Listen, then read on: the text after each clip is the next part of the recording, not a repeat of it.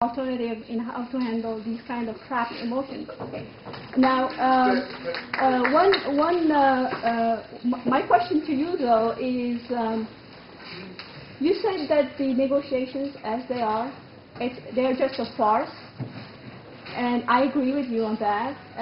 The question is, can you really set up an alternative negotiation, and not a farce, but we do it as activists, get some elected officials to say, hey, this is, you understand the situation on the ground, this is not working, can we work on the one-state solution, and just bring people on the Israeli side, people on the Palestinian side, and then carry on with this farce negotiations. That would be a very good thing, to publicize the idea at a, at the state level with high officials. Sometimes staging things can help. Well, maybe. I mean, I think we do have to be very creative. The thing I would say is, of course, it's very hard for us to get access to high officials. If we could, then I think this country would look very different. But I think that where I think there's a lot of hope is in the civil society initiatives, and BDS, Boycott, Divestment and Sanctions, is one of them. And I think of this as a technology to create the conditions for real dialogue and negotiations. As I said, you have to have negotiations between individuals.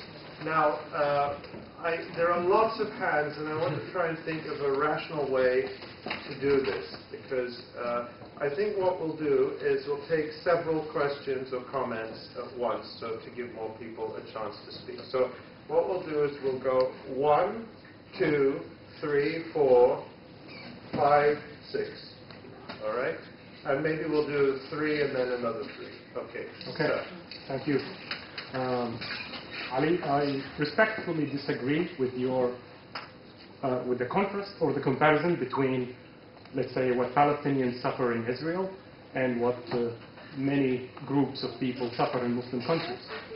I didn't compare them. Okay, but no, I did not compare them. It's all right. It's all right. I want to be. I will just start from the analogy to clarify the simple and very obvious difference. So yes, there is discrimination, let's say, against Palestinians in Jordan, okay, Jordanians of Palestinian roots. There is discrimination against Shia in Saudi Arabia, okay, but there is no country on earth that gives citizenship rights for people just because they belong to a certain religion. I am a Muslim. I'm a practicing Muslim. Whatever I say about being a Sunni Muslim wouldn't give me citizenship in Saudi Arabia. I will still need a visa. You will still need a visa. Everybody will need a visa. Only in the Zionist state, Nathan Sharansky gets to go out of jail in Russia and come to Palestine to become a citizen, while I am not allowed to return back to my home. Nathan Sharansky is told by Bill Clinton that, hey, you have to accept the two-state solution. He says, hey, I left the biggest country on earth to come to this small country.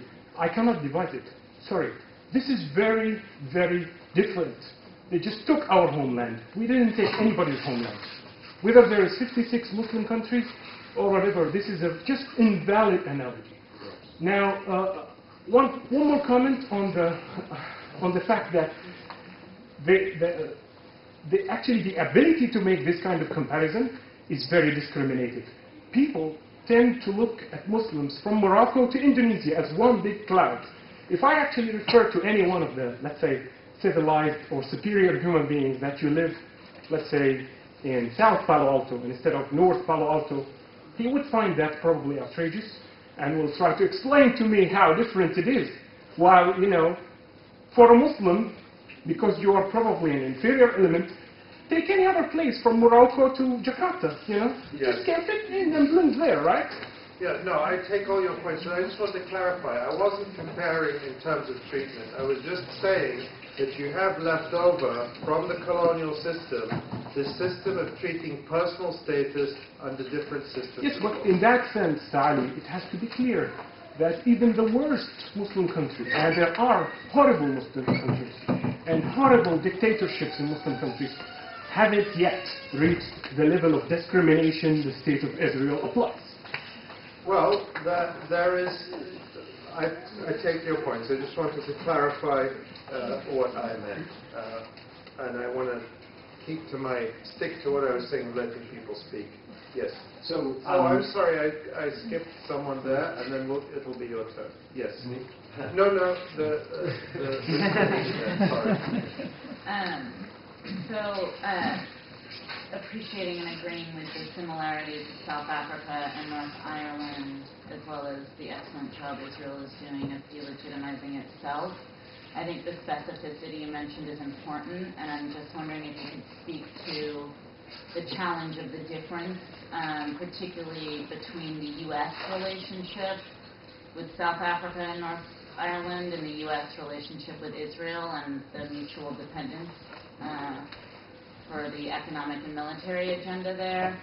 And then also the difference in that while Afrikaners had a very strong victim narrative, the Zionist victim narrative is not only a Zionist victim narrative, but it is there were really very few others who believed the Afrikaner or upheld the Afrikaner victim narrative in the way that so many uphold the Zionist victim narrative. Yes.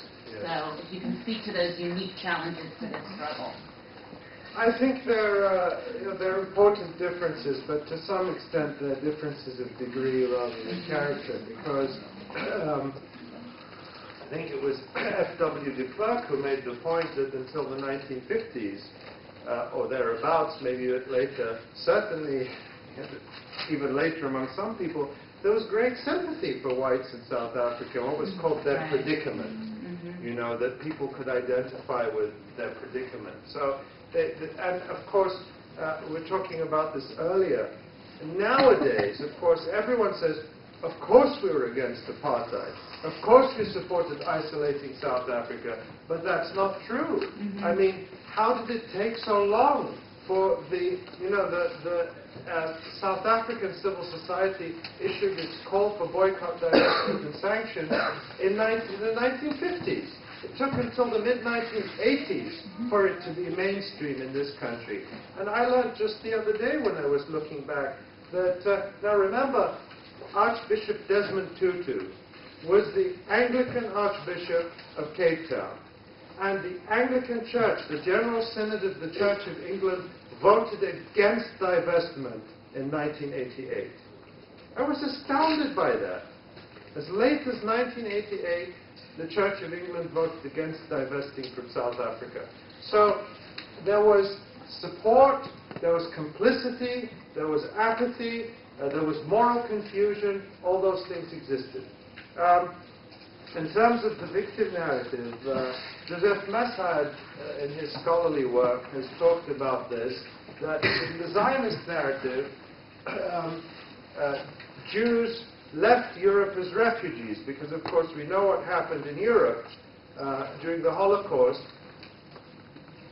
But as far as Palestinians are concerned, they arrived in Palestine as settlers. But in the Zionist narrative, they always want to remain refugees, always victims. So the assertion of the Palestinian voice is to say, I'm sorry, you were victims in Europe, but you came here as settlers. Somewhere along the way at sea, you became settlers. And to insist on the truth of that. And to remember, of course, I mean, if you look at the work of Peter Novick, that the emphasis on the Holocaust as the key central feature of American Jewish identity comes after 1967, and didn't feature strongly in the the Zionist justification at the time. So it is very strong, but I think that it shows, the South African case shows that solid support can weaken once the reality of the situation is sufficiently exposed. And I think the Israeli struggle now is to try and hide it in terms of or to try and do damage control, but there's no end game. I totally forgot my promise to let people speak, so I have to do that. But yes, go ahead. You brought up the idea